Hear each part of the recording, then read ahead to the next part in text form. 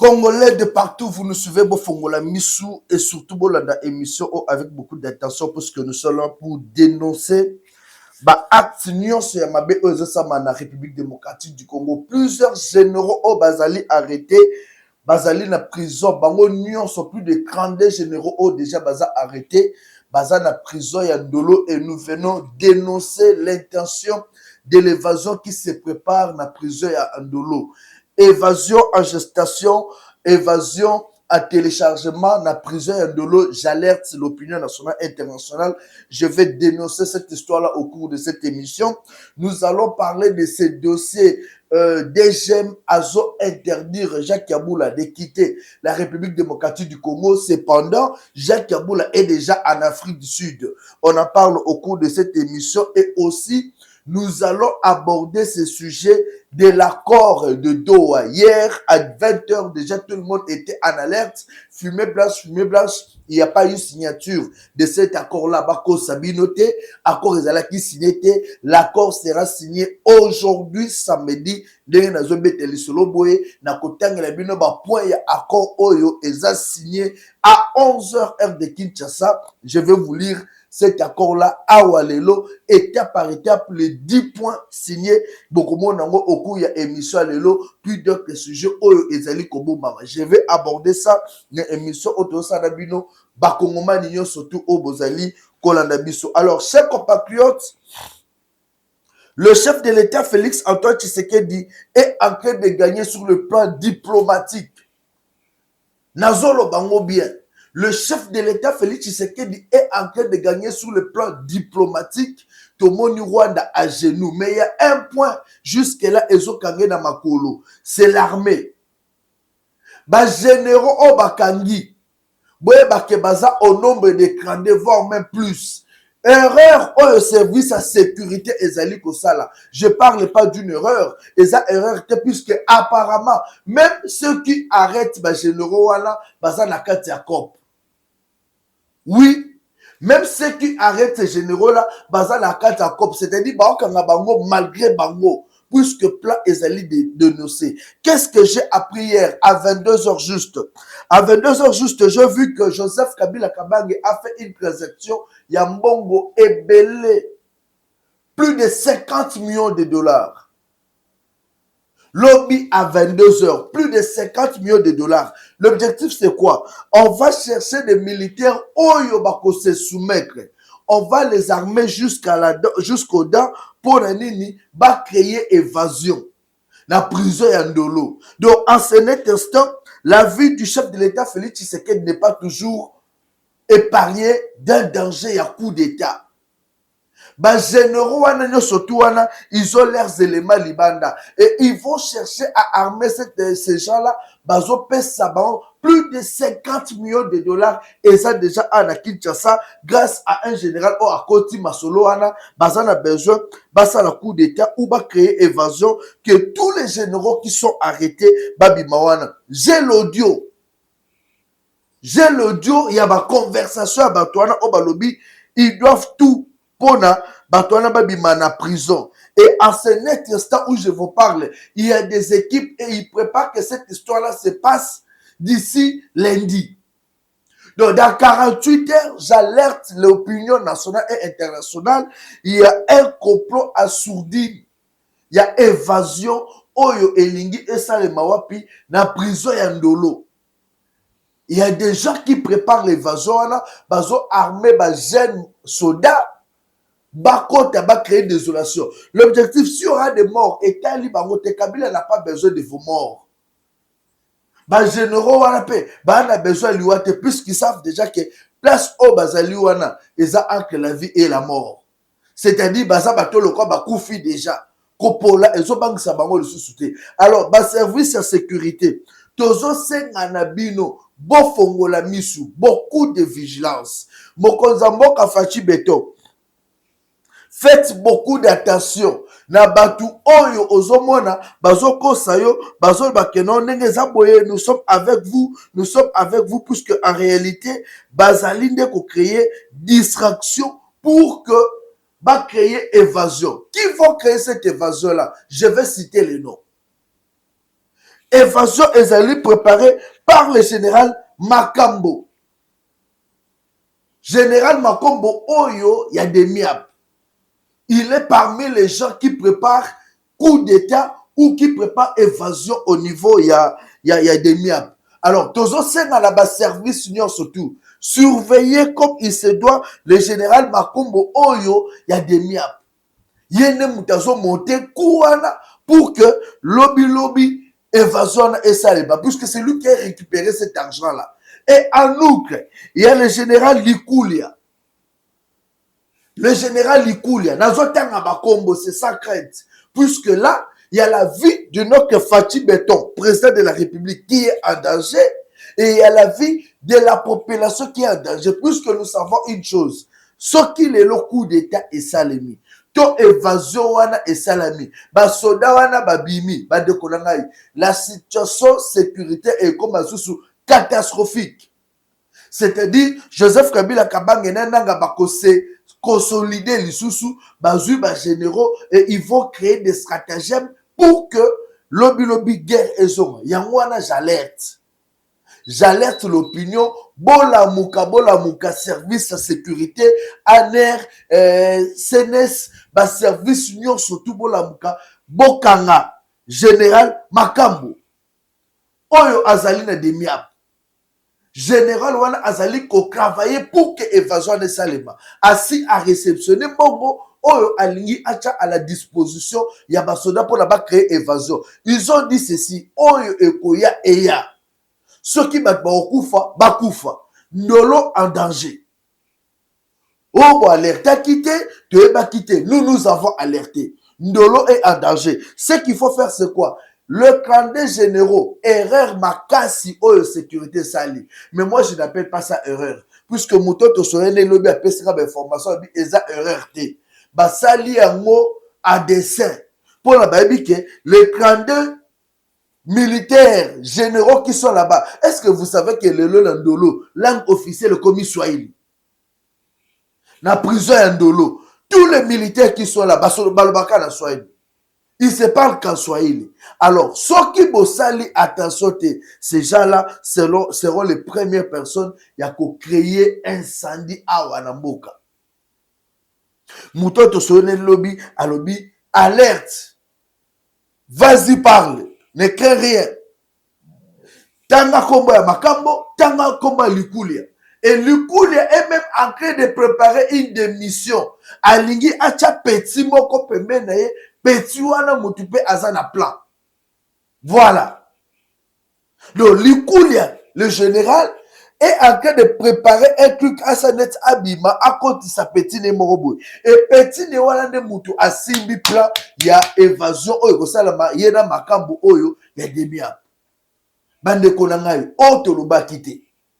Nous sommes en train de prévenir par rapport à la vie du chef de l'État, par rapport aux survies, il y a population congolaise et protection et intégrité en Bokanabiso. Le pays est en danger.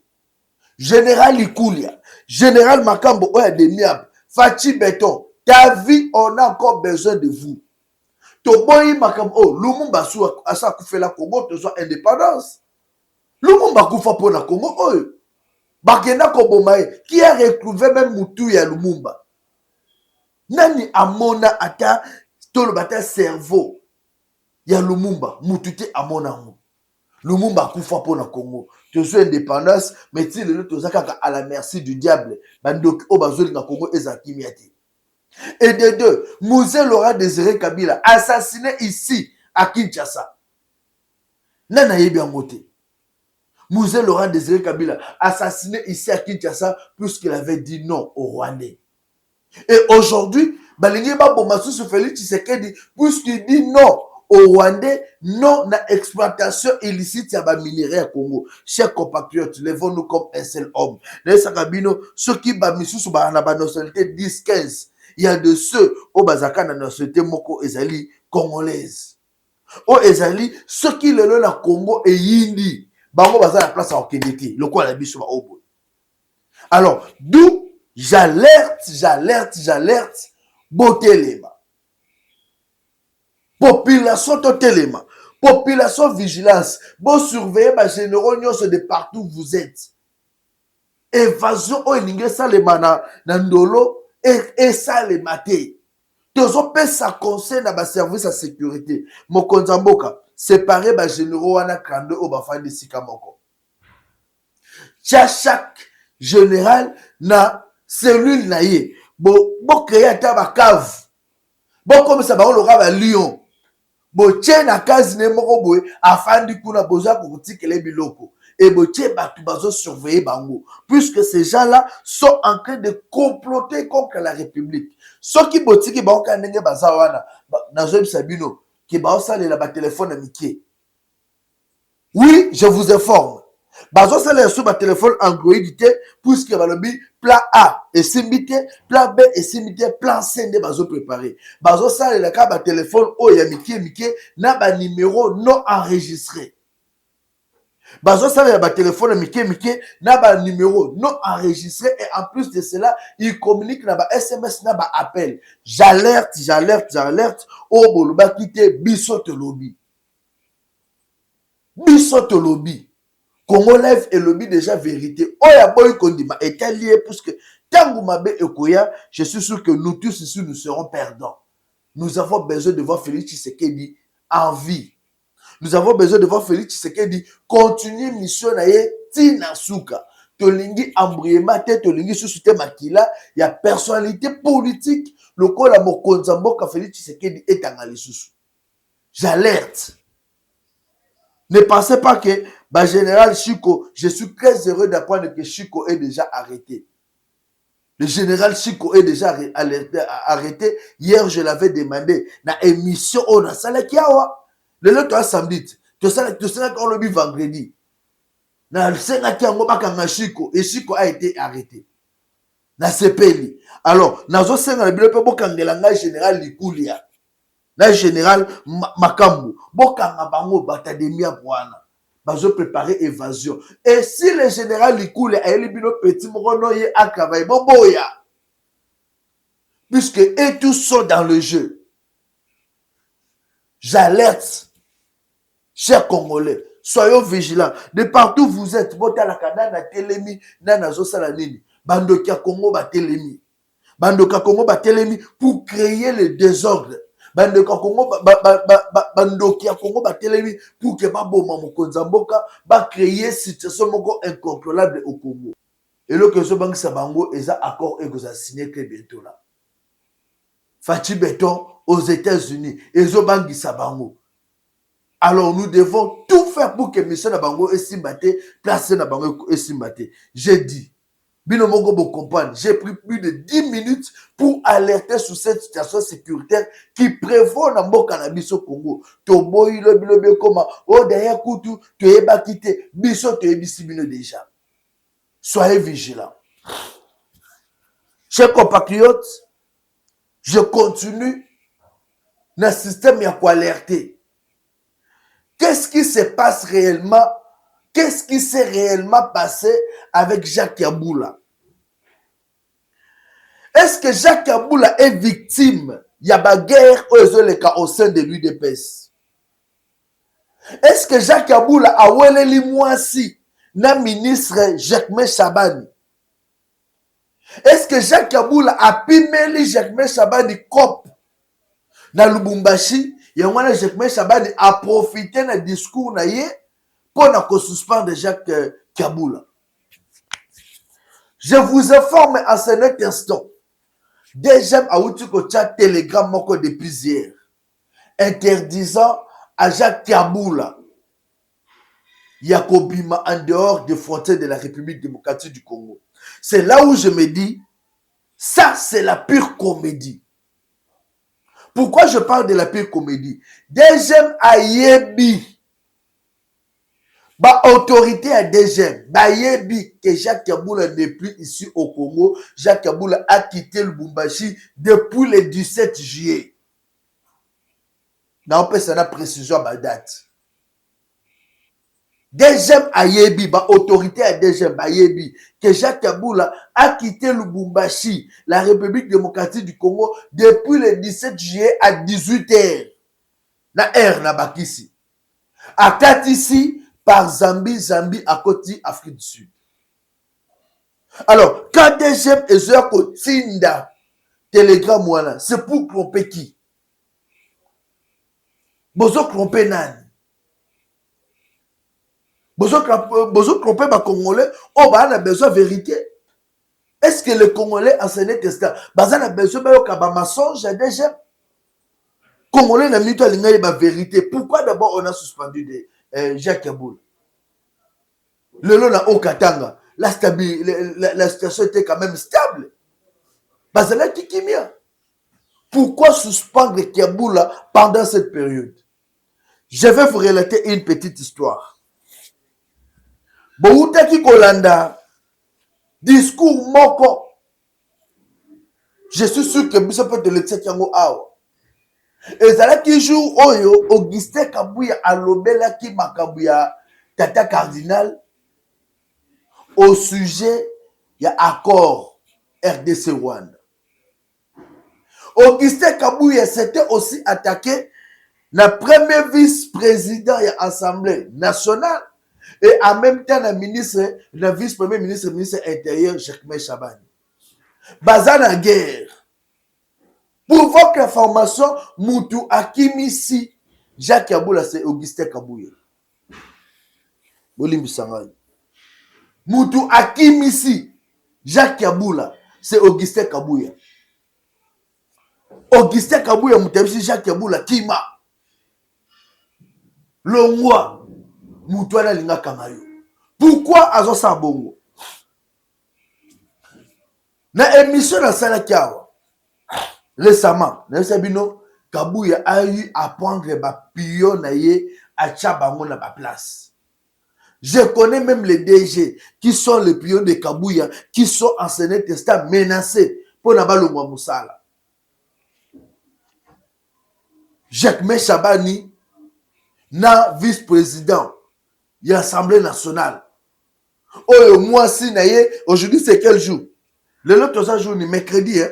Et le samedi. Moi, si j'ai voyagé il y a quelques jours. Que mardi ou mercredi. Moi, si j'ai voyagé. À alerter même de connaître la famille. Kebo Keba. Bissona Kabouya toi na guerre. Botambola n'importe quelle RT. Nazoloba. Alors, Jacques Kaboul a invité ici à Kinshasa par le vice-premier ministre, ministre intérieur. Augustin Kabouya prend son téléphone à Benguié. Kaboula Koyate. Soko yeba okangayo. Kaboula Timbelikop, Azular, Abeti Crochet, Zambie, Afrique du Sud. Dès tolo balabino o Kaboula nani Kaboula en Afrique du Sud. Makelelo ne surtout déjà mazo cha au elukuta. La cause de déstabilisation, il y a des institutions et l'État. Ce sont des guerres entre les membres de l'UDPS. Comment est-ce que le membre d'un parti politique, Bozan a pouvoir, mais Binomoko, Bozoko s'est déstabilisé. Vous êtes au pouvoir, mais Bozo crée ma guerre, vous êtes déstabilisé, même des institutions légalement établies. Quand on parle du discours à Kaboula, mais Kaboula a parlé en tant que Congolais, alors bon, bah oh baza ba Congolais, bah oh baza ba Rwandais to bengala, ba Congolais to ta makamna bango. Que ou est que eloka mabeza. Na mutu oyo kutu lokola pasteur onani Godeboy qui dit ni tete j'étais pasteur, makambo bombe na koti guerre, benakoti rébellion. J'étais à la résidence, il y a Godeboy. N'expliquez bino. Soko Routi Kitambo. Oleki arrêt érosion. Comment na aller vers na coin. La personne bomoni na aller vers toi na coin wanakaka. Babouki. C'est la parcelle de Godeboy. Telle siko nenge bazo tonga chaussée. Moi j'étais là. Telle nenge bazo tonga chaussée. Aujourd'hui pourquoi il ne s'est pas encore clôturé sa parcelle? La justice. Non, il n'attend pas la justice. Ce qui tire le lot, Godeboy est incapable de causer sa mire. C'est plus qu'il doit attendre que chaussée wana batonga yango. canalisation ya mai wana batonga yango, c'est alors que Godé Poi, il faut azonga na cadastre ba bandela. Kota la dimension anda kunaye et bongo akoki kotonga mire. Puisque déjà, aller à qui balabala. C'est ça la vérité. Alors, quand on est un homme d'État, inconscient, ozoye bate koloba vérité, un pasteur de surcroît, bakangi était, qui a boula kaka a dénoncé en tant que politique, bolibo kangaye. Pourquoi ça? Boloba vérité, pourquoi ça? Deux poids, deux mesures. Alors, le kola qui a boula, Azali, carte ya Augustin Kabouya, le vice-premier ministre, ministre intérieur, na Kabouya, le kola, les Simbate, allez, à l'ocu Kolongolaye, à profiter des discours. Vos polémiques ne doivent pas nuire à la République, chers amis de l'UDPS.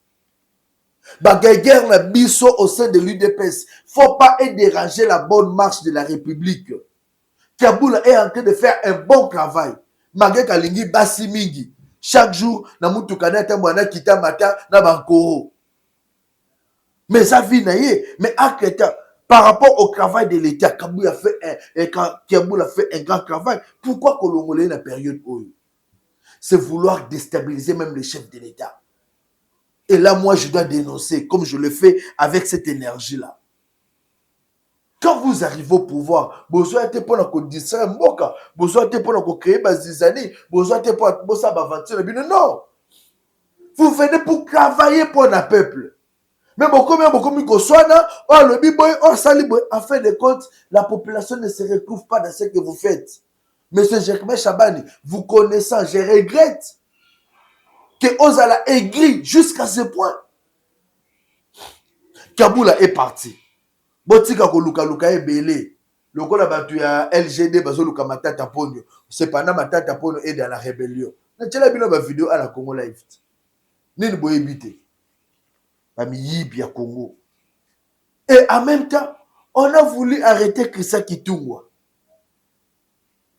Chrisa Kitungwa, heureusement, le bin annonce qu'il y a arrestation, mais je vous annonce aussi sa libération. D'ailleurs, aujourd'hui, à Outikoko Makalemi. Ce matin même, notre service, le général, M. Chrisa Kitungwa, gouverneur, il y a Tanganyika, Azongi Namboka nae. Ce sont des interpellations fantaisistes. Il y a des gens qui détournent Bambongo Awa. Le gouverneur incompétent, Otozo Zelayo, ministre, il y a intérieur, Bumba. Le gouverneur incompétent, il faut l'ongola, suspendre. C'est Daniel Bumba. Tu es capable de l'ongola Bumba, aux autres que l'ongola bateau, mais ça, c'est quelle intelligence? Bumba, aux autres déranger la bien-être de la population. Imaginez un monsieur, au bandit, c'est là la Willery, et c'est le coup tout est. Au bandit, c'est là, il y a avenue comme on a sous nini, au Kabinda, avenue Kabinda. Et c'est le coup tout est. Ok, qu'on l'a scène, sous la pétro Congo. Pour si la année. Le baquet sous la pétro Congo à la scène, salam sous. Pour les silakans. Tout c'est pour Aulukanini, Mbongo. Et vous faites même déplacer l'ambassadeur en France, ma délégation, pour la fertilité. Voilà. Monsieur le vice-premier ministre et ministre de l'Intérieur, on attend que tu suspendes pour nous Daniel Bumba. C'est un gouverneur incompétent qui ne fout rien pour cette population de Kinshasa. Arrêtez de nous embrouiller. Vous savez, au cours, il y a deuxième émission, hein, je vais dénoncer les détournements.